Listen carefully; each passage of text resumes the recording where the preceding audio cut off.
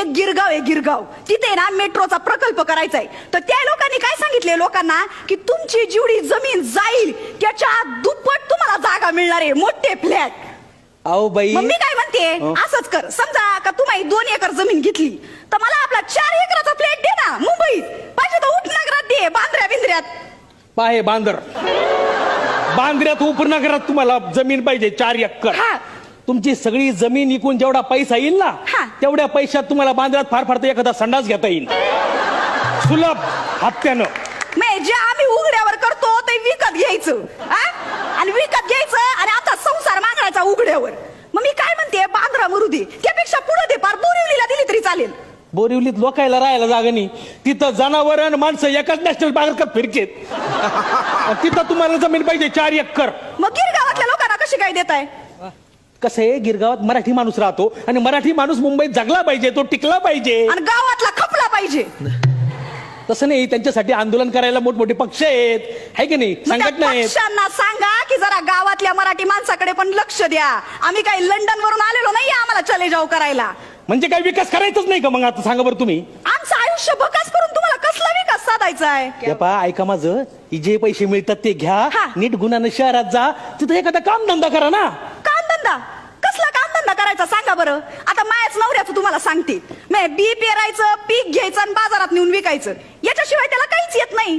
शहरात जाऊन तो माणूस काय करणार? म्हणजे गावाकडे कुशल शेतकरी असलेला माझा नवरा शहरात जाऊन अकुशल कामगार होणार. मग तुमच्या मुलांना नोकरी देणार ना आम्ही इथं फॅक्टरीत? कसली? चौकीदाराची. म्हणजे जो खरा या जमिनीचा मालक आहे तो दुसऱ्या मालकाचा नोकर होणार. मग म्हणजे मग तुमचं म्हणणं काय? तुम्हाला काय पाहिजे मग? मी एक शेवटचं सांगते, पटत असेल तर घे, नाही तर जाय. सांग आता काय. ये बघा, तुम्ही आमच्या जमिनी घेणार आणि तिकडं फॅक्टऱ्या उभारणार. मी काय म्हणते, त्या फॅक्टऱ्यांमध्ये आम्हाला पार्टनरशिप द्या. मी जितकी ज्या शेतकऱ्याची जमीन आहे तितकी त्या शेतकऱ्याची पार्टनरशिप. अडाणी लोक काय करणार बरं कारखानदार होऊन? मग काय झालं, होऊ दे की या अडाणीला पण उद्योगपती. असं नसतंय ते. तुम्हाला सांगितलं तेवढं करा, पैसे घ्यायचं निघायचं. अरे देशासाठी, अरे देश एवढा मोठा प्रकल्प उभारतोय, एवढा विकास होतोय, त्याच्यासाठी तुम्हाला थोडासा त्याग करता येणार नाही? त्याग आम्हीच करायचा का? शेतकऱ्यांनी मक्ता घेतलाय का त्याग करायचा? तुम्ही शहरातली लोक 11 महिने एखाद्या घरात राहता तर ते भाड्याचं घर सोडताना टाळ लावताना तुमच्या डोळ्यात पाणी येतं. आणि आमच्या 11 पिढ्या ज्या मातीत घालवल्या त्या आम्ही आनंदाने तुमच्या स्वाधीन करायचं. ते माझं शेत आहे ना, इथंच कुठंतरी माझा जन्म झालाय. आणि ते जे लिंबाचं झाड आहे ना, ते लहानपणापासून लय आवडायचं मला.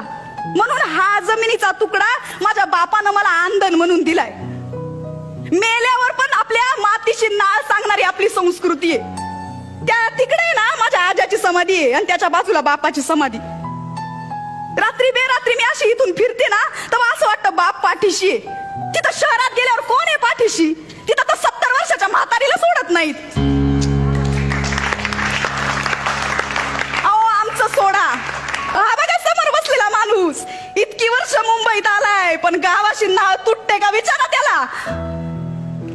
अहो पण मग आम्ही तुमचं पुनर्वसन करू ना. 65 वर्ष झाली, 65 वर्ष रिफ्युजी कॅम्प बंद नाही झालेत.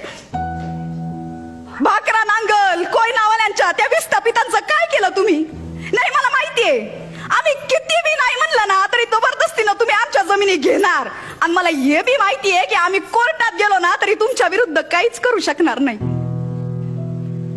तुम्ही आम्हाला देशोधडीला लावा आणि देशाचा विकास करा. पण एक गोष्ट माझ्या लक्षात आलीये, घरापेक्षा मोठा गोठा बांधून गाई बैल शेळ्या पाळण्यापेक्षा गेटच्या समोर इंग्लिश कुत्रा पाळणं ना हा तुमचा विकास आहे.